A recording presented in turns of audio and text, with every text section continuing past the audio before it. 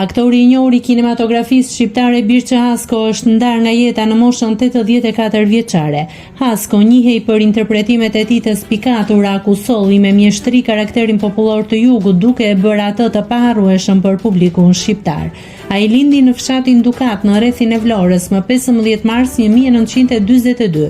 Në vitin 1961 përfundoi shkollën e mesme pedagogjike Jani Minga.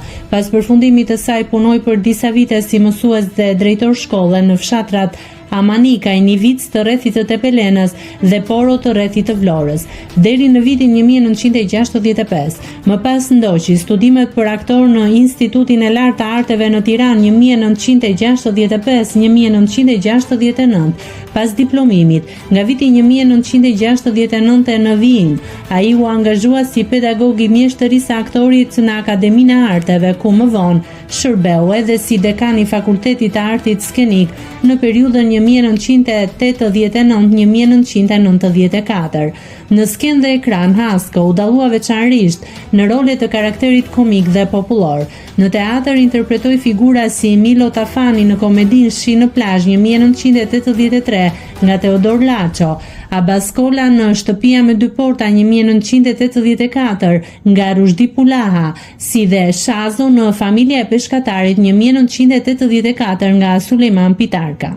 Ai njihej për një natyrë të veçantë interpretuese ku elementët komik dhe fshataresk të karaktereve I kthente në pjesë të stilit të tij artistik, duke krijuar një mënyrë loje origjinale dhe të vështirë për t'u përsëritur. Individualiteti I tij u formosua veçanërisht në kinematografi, ku në role dytësore ndërtonte tipa të gjallë me origjinalitet plastik dhe shprehje të fortë skenike. Gjatë karrierës së tij ka realizuar 32 role filmike, ndër të cilat veçohen: Kur zbardhi një ditë 1970, Sulo Ballisti, Malet me blerim mbuluar 1971, Osmani, Njeriu me top 1977, Tosun Baçi, Koncert në vitin 1936, Tellalli, Radiostacioni 1979, Mete Aliu, Dhe vjen një ditë 1986, Daja Lushi, Përrall nga e kaluara 1987, Plaku I Sert, Shkëlqimi I përkohshëm 1988, Babai Danes, për të cilin fitoi çmimin e dytë të festivalit të filmit, si dhe I dashur armik 2005, Tregtari Çifut.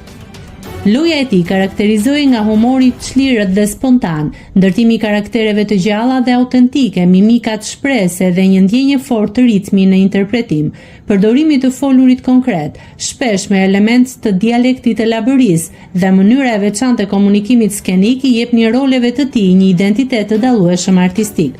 Përveç interpretimit, ai ka dhënë një kontribut të gjerë si pedagog, duke përgatitur student për aktor dhe duke vënë në skenë shumë etyde, fragmente dhe 18 vepra dramatike të plota.